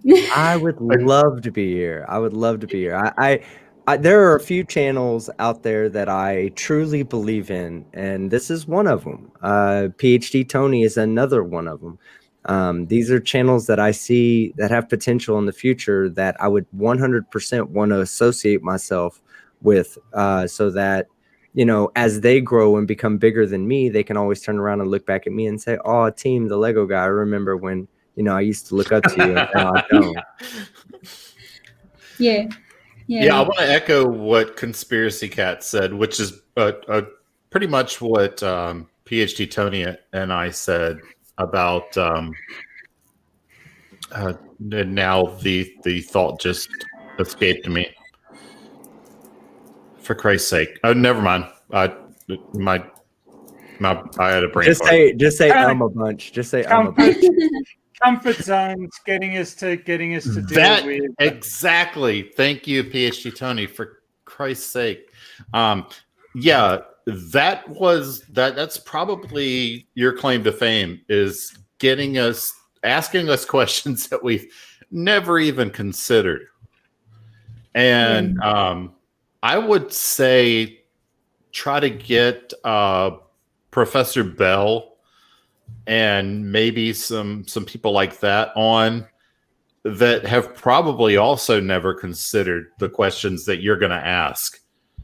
I could give you a whole list of people, but that would be one that I would say get him on your channel, ask him some of these same questions, because I bet he's never considered some of these things, because we're all in this analytical mindset. And grab some people who have that sort of brain pattern and suck them into your world and ask them stuff that they've never thought of. Yeah. Well, the one person that everybody's asking me to get on is Simon Dan. Yeah, that's a big ask. I don't. Yeah, that's. I don't even know if he knows who I am. But hey, I'll tell you one thing though. Hard to say no as it is to ask. I'll say like this: Simon Dan is one of the most personable people you'll meet on YouTube. He has a huge channel, and he doesn't act like it at all. And that's something that's of a true value to the members of our community. So never hesitate to ask him, because I mean, the worst he can say is I'm the worst he will tell you is that I'm too, you know, it's not fitting my schedule. He would never go, "No, you're a small channel. No, it doesn't benefit me." So I truly appreciate his input to the community, and, you know, the fact that he's here, you know, that he looks out for everybody else. He's a good dude. Yeah, I kind of try to model myself after that. He has no legs. Well, they're robot legs. And you don't have feet, so. This is true. I don't have feet. But sorry. Oh no, I was just trying to say that I try to not, get a big head and say, well, I'm not going on this channel, or I'm not going to review this person's video, because they only have, however many subscribers. And Simon Dan, I mean, he's amongst, he's got more than 10 times my subscribers, and he still collabs with people that are at my level. And that's just says so much about what the type of guy that he is. He's a really good guy. I'll just slip this out there, but I'm sure Team as well. But I speak to him quite regular, and I host the podcast. Name dropping. Yeah, that's it. I try and do that a lot when I'm at work. Yeah, me and him are cool. We get coffee. Episode. It's like, I know that guy, but no, he really genuinely is a really, really nice guy. He's just so open, and he's just massive, as you'd expect. He's massively busy, and he gets so many emails that people might email him, and I assume he probably gets too many to keep up with. But he's such a nice guy. He really, really is. I've met him in real life as well. What can I say? other than I'm just name dropping now, but he's a top bloke. Yeah, if I ever visited Europe, I would have to do the trifecta: the Conspiracy Cats, Simon Dan, Creaky Blinder tour. I would definitely do that, and I would, if I was in Europe, I don't care where in Europe I'd throw on the shoes on my ankles since I have no feet. I would throw the shoes on my ankles and I would walk to wherever they're at. That's how much I love those guys. Okay, we could all meet together. Let's everybody download this episode and listen to Team Skeptic say that if he went to Europe, he would not see FTFE. That's not what I'm saying. I'm saying that there's a trifecta out there, that the trifecta of people that that I speak to occasionally, because even Conspiracy Cats will tell you I consider him one of my closest friends in this, really in life at this point. And what do we talk maybe once a month, if that? It's not about like a regular conversation with him and Simon Dan and Creaky. It's knowing that they're the type of people that will have your back and will consider you a friend even without the conversation for a few months. That's invaluable. That's invaluable. You can try to do all the damage control that you want, but we just heard you say that if you go to Europe, you're not going to see. They heard you say that. They heard you say that, not me. Now we're putting words in each other's mouths. Right. I'm telling him. I'm telling Craig right now. I'm typing. I'm telling you right now, on the other wave function, we're having this conversation without you, and it's going so much better. All right, it's coming up to almost 2 hours, guys. I think we should start wrapping this up. Thank you guys for coming on to the show. Wait a minute. What? Because it's a Christmas show, I decided that it's time for me to embarrass you. Oh my goodness! What now? What? Why? A lot of the people won't know that Roxy started working on this channel 6 months ago, and I was helping her in the background, and I'm not taking any credit because I didn't do anything. I just gave a kick up the backside. And I would like you all to know just how much effort this young lady has put into learning how to stream, use OBS, and making her sets and everything else. And as from a personal point of view, Roxy, I am very proud of what you've done, and I am very happy to be able to call you a friend. And I wish you all the success for the future. Hear, hear. Yeah, I second that. You're gonna make me cry. Thank you so much. It's been a lot of work, and it's been a lot of learning curves and problems and tears and sweat and all of that, but it's been worth it. It's absolutely been worth it. And learning how to use OBS and Photoshop and Premiere Pro and all of these programs, and use StreamYard, Stream Elements, all of these programs, it's been amazing, because now when I'm actually at my 9-to-5 job or my 8-to-4 job, all I want to do is be at home and do my channel. That's all I want to do. And I'm beginning to really enjoy what I'm doing. I'm enjoying this creativity. I mean, my background at the moment that we're using now, I made in The Sims. With you guys are sitting in a Sims room. Somebody pointed out that there's a fire hazard going on as your chimney doesn't have, or as your fireplace doesn't have a chimney. My dad, yes, he mentioned that. Yeah. Also, it doesn't snow in South Africa. Well, The Sims is not based in South Africa, which is great. We have had snow, but not like what you see in the window there. But all honesty, I've really enjoyed what I've been doing, and I don't want to stop this. Even if YouTube does pay me enough to become full-time, I don't want to stop my actual job, because I enjoy what I do there as well. And yes, it is an electrical fireplace. Thank you, Little Wolf. It is an electrical fireplace. We don't need a chimney. There you go. But I love this. And I don't want to stop this. So even if YouTube says no, then I'll move over to Twitch. If Twitch says no, then I'll move over to somewhere else. I will always find a way to stream, and I'll always find a way to keep doing this because I love doing this. So thank you everyone for joining me on my show, for coming onto my show and putting aside any thoughts of this as being a woo channel, because it's not a woo channel. It is just talking about the harder questions of philosophy that most people don't, like you guys say, you haven't even thought of. And thank you for coming on to my channel and thinking of the questions or the answers for the questions I've given you. So I do appreciate it. Can I say one last thing before we go? Mm-hmm.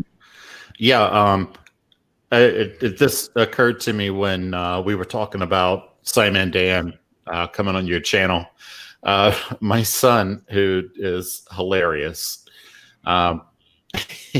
we were talking about YouTube one day on my channel and all that, and he said, "Dad, you really need to see if you can do a collaboration with PewDiePie." That's cute. Yeah, I'm like, yeah, he's got what, 50 million subscribers? Oh, buddy. 100 million subscribers. Oh, 500 million subscribers. No, 100 million, not 500. 100 million. So, either way, it's like, he just said it as if I could just call him up and be like, "Hey, PewDiePie, let's hook up and do a collab." Oh goodness. No, this is not a woo channel. It can contain woo in it because of my beliefs and my spirituality. It can contain woo, but it's not a woo channel. Just so I can bring that out into the open and make that very clear. So Jess, Yeah, I don't know. If it was a woo channel, we wouldn't be here. No, that's why I'm not making it a woo channel. I will express myself in terms of my spirituality, and you guys can accept it or not. It doesn't matter to me. That's not the point of the channel. The point of the channel is the questions and the conversation and the answers and so on. Yeah, I treat woo like I treat religion. You know, I'm okay with people holding religious beliefs as long as they don't try to replace, well-founded science with religion. That's when I begin to have my problems. Like when they're talking about anti-vaxxers and these anti-maskers and these COVID deniers, and they're like, "But God, but my rights, but this," that's when I begin to have a problem. If someone has an opinion that they don't believe COVID is real, then we can actually have that conversation and speak on that. But once you start saying, when I present you with a fact and you're like, "Oh, but that's only by the grace of God," and then you're like, "What?" Right. No, that's incorrect. We have predictability here. Whereas your religion has no predictability. So believe it if you want, but don't try to push it in replacement of science, because I think that's where most of the content creators on this panel and most of the audience, I think that's what they appreciate more than just the opposition of intellectual ideas or pseudo-intellectual ideas. Yeah, in the interest of stopping this from being a woo channel, there is some dangerous medical misinformation being spread in the chat about the quality of my videos and my speaking voice. You should definitely not attempt to use my videos as anesthetic. That will not work. I just want to say that ever since I started watching your channel, Tony, my dark circles under my eyes have gone away. It's almost as if I'm sleeping better. So thank you for that. No problem, team. Always. All right. Okay, so I have two. I don't have super chats yet because I'm not monetized, but I do have two tips come in. One from Basic Trigonometry. Thank you so much for the $2.65. I really do appreciate it, and his message was just some hugging emojis. And then I got from Kiri Mac, have a very Merry Christmas. And you too, love. Thank you very, very much. I appreciate your $6.61. And with that note, I have two Patreons, which is Jessica G and Marius. Thank you very, very much. I do appreciate your patronage. It's great. And I can never say thank you. I don't know how you guys that have so many Patreons say thank you enough to to your patrons and your members. I mean, thank you doesn't seem enough, but that's all you can say, you know. Yep. But yes, thank you very, very much. The monetary. Oh, here we go. The monetary. The tipping does go to good use. I was able to purchase myself a little mic. That is why now my audio sounds a lot better. And we just got another tip in. Let me just quickly. Anonymous donated $20. Wow, that's amazing. Okay. Yes. Yeah. Thank you. Wow. Yeah. Yeah. Okay. I'm going to leave before I start crying. Roxy, we can't make it any clearer. You deserve success. You deserve recognition. You deserve good things, Roxy. I know it's just difficult sometimes to accept it. It's just anonymous. It's not picking up on my stream elements. So if you had a message, thank you very, very much. I do appreciate it, and it's very much appreciated. Any last words before we go? Not too long, guys, because we do need to go. It's been 2 hours already. If there's any last messages, Merry Christmas. thank you. Merry Christmas to you guys as well. Yeah. Happy New Year. Merry Christmas. Happy Feast of Sol Invictus, as I prefer to say. And it's kind of ironic that you're named Roxy because you rock. So keep on rocking. Yep. Well, everyone in the chat, thank you so much for coming through. Crafty, thank you again for popping in. Thank you for coming back and popping in.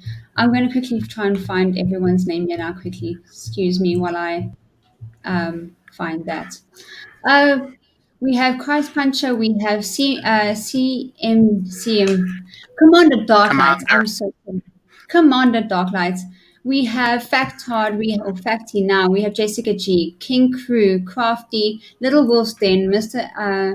Andrat, PhD Tony. We have a Demon Orb. We have Schrodinger's Cat, Skydiver Tanner, and Team Skeptic. 10th Doctor, 11th Doctor has just popped in. Another Doctor Who's also now just popped in. Thank you guys for coming through and just being here and sticking through the 2 hours. You guys have been great, and I'm sorry if I missed a lot of your conversation in the chat. I've tried to listen. With 6 guests on your show, it's quite difficult to concentrate on the channel, on the chat, and listen to 6 different voices trying to speak at you. Exactly. I want to give a special thank you to PhD Tony because this 2-hour stream was so much easier with that 30-minute nap in the middle when he was talking. Whoa! I love you, Tony. Yeah. Oh my goodness! So that means you'll need to go rewatch the show, team, so you can catch what was said. I was saying thank you for the audience because they were all telling him nap time. Right. So, Crafty Gila, I sent you a Discord message. If you could please read that, and that's all I have to say. And I'll shut up now. Awesome. Okay. All right, guys. Thank you, everyone, for coming through, popping through, staying for so long. It's been great. I've had a lot of fun. And we'll chat. I will definitely just keep. Sorry, let me just quickly say, just keep an eye on my Twitter, otherwise Discord, for any news on my show starting in January. I will definitely keep you all updated. Also, I do intend on starting another show in January or February, so also keep an eye out for that. And other than that, blessed Lithia, blessed Yule, and a happy Christmas or Merry Christmas to everyone, and a happy New Year. Cheers, everyone. Bye-bye. Bye. Oh, goodness gracious me. Let's get the...